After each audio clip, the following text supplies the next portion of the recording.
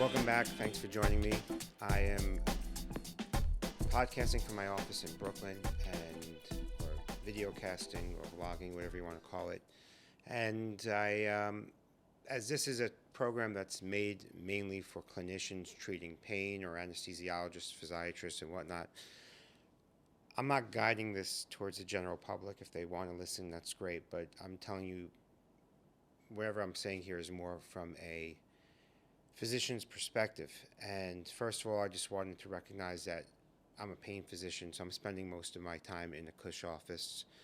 However, I was called to the office yesterday. I was called to the hospital yesterday to do pain rounds. Well, not pain rounds. It's normally my pain rounds. It's sedation rounds now. So if you're on my Instagram feed, you probably saw the picture of my hospital with the tents outside. And I actually didn't happen to start looking inside the tents to see what's going on there. I think those tents are relatively empty at this point. They're not filled with patients yet. It's more of an anticipation of what's to come. It's currently April 7th, 2020, and we're about to peak with the surge, or at least we think we are. We did have a slowdown of new cases over the weekend, which is great. However, we don't want to be lulled into a false sense of security. My residents, the nurses, my partners who are anesthesiologists at the hospitals are all risking themselves and working pretty hard. Now, from anesthesia, it's kind of a unique thing. Some of us are working very hard. Some of us are not because of we don't want to or we don't want to volunteer. It's more of just the need right now is mainly for ventilators and nurses to manage to watch the patients on them. The anesthesiologists, because of the elective cases were canceled, we're doing other things such as making sure that the patients are properly sedated. That's what they called me in for yesterday. And I just want to talk about that a little bit just to prepare the rest of you in the country who might be used to doing pain rounds or might be used to the norms, which now is not the norms, of course. First of all, I want to make sure that you guys verify that your hospital has enough protective gear. Thank God my hospital did. I really have no complaints.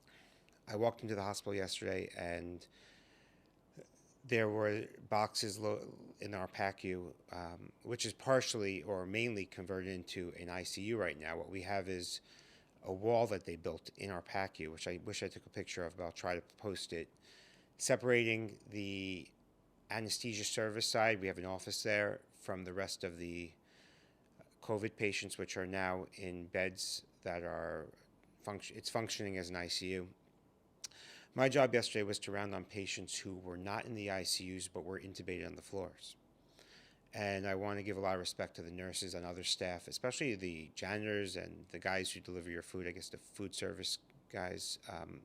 They're all risking it to work in the hospital, coming to work every day, doing their thing. So I just wanted to recognize that, not just the doctors, not just the nurses who are stepping up. And I think the shocking thing when you go to do sedation rounds is, first of all, you're dealing with the same nurses you might be dealing with for pain rounds, who are now functioning as ICU nurses. The other concerning thing, and it's just an observation, is it's not concerning. I mean, there's a reason for not letting family members into the rooms of these patients, limiting visiting hours. However, I always believe that family members are the best advocates for pain control or for healthcare. I shouldn't even just say pain control. And I'm concerned that patients who don't have family around them may not fare as well. For instance, they talk about the fact that patients who get intubated have a poorer outcome. And I'm wondering, is part of it because of you only have the nurse and a few doctors eyeballing that patient? There's no family members keeping a closer eye on them? And I'm not saying there should be, because this virus is too dangerous. I'm just posing the question because I found a lot of patients on the floors who, only the nurse is the only person who's really been in the room. So everything you can't hear it from the patient. They're intubated. You can't hear it from the family member. So everything that you're learning is about either the doctor who's taking care of them or better the nurse. Nurses know them the best at this point. And With sedation rounds, I found a lot of patients were on a combination of midazolam, fentanyl, or Dilaudid, because there are starting to be shortages of different drugs at different times. I wouldn't say any particular shortage right now. I find that a lot of the nurses are not comfortable with propofol infusions, and for good reason. The hypotension is concerning. However, there were patients on propofol drips. I found a lot of patients on Levophed, unfortunately, and even a few patients who were not responsive and they weren't sedated. They just were intubated, and the mental status was not yet known, possibly because they'd just been intubated and maybe the drugs from the intubation are still cycling in the patient's circulatory system, or they were in shock, or they had an episode of shock, and now everybody was stable that I rounded on, but still there were some patients, maybe one or two actually, but that's probably one or two too many, who were not responsive and did not need any sedation whatsoever. So the things I've been noting is the staff in the hospital, the nurses, they may curbside you or ask you formally about titrating the infusions. And what I need to stress to you guys, especially the pain doctors or the anesthesiologists, unlike normal pain rounds where we would give 0.1, 0.2 milligram Dilaudid infusions, when they're talking to you about 0.1 milligram, 0.1 of Dilaudid, they're not necessarily talking about milligrams. They might be talking about micrograms per kilo per hour. So please make sure your units are correct when you're talking to the nurses. It takes a little bit of a adjustment. It's not rocket science for a pain doctor or for an anesthesiologist to do. A lot of us have done this. It's not a big deal. But you just need to make sure you're talking about the same units. Now, just to give you my perspective, as I am located in Brooklyn, and there's been a lot of people in the news, ignorant people, who've been doing either going to funerals or church services or synagogue services,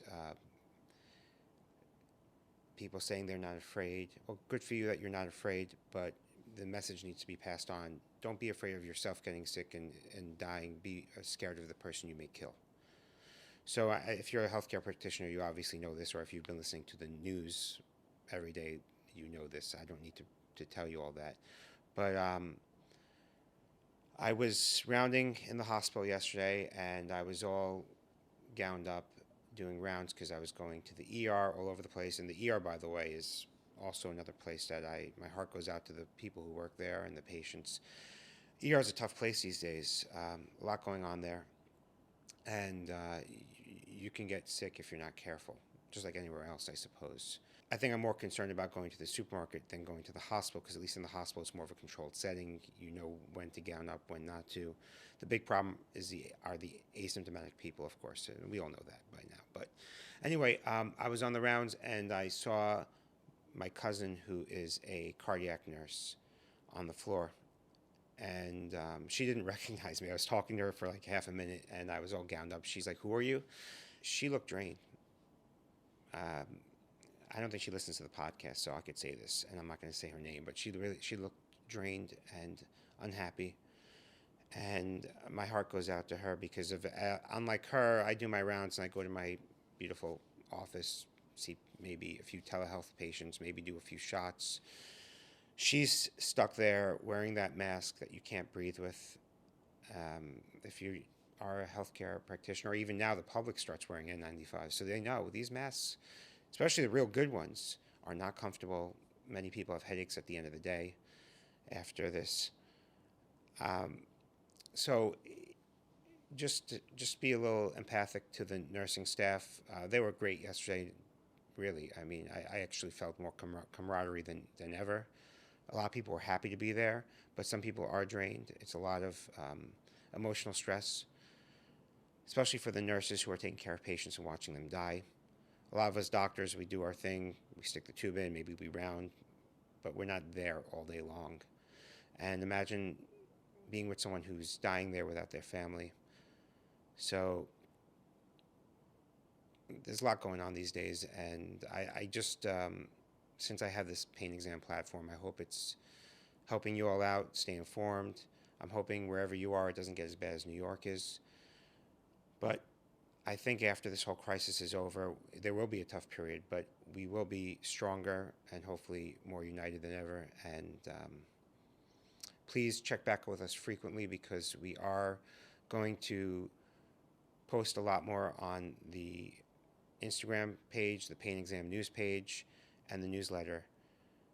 So make sure you're subscribed. We have a new website that does a lot of great things, and I do plan on helping out the anesthesiology residents who are now probably doing things they never thought they'd be doing by giving free membership to anesthesiaexam.com. All you need to do is send me an email verified by your program director. They need to just sign off on you being an active resident, and I will give you a free account.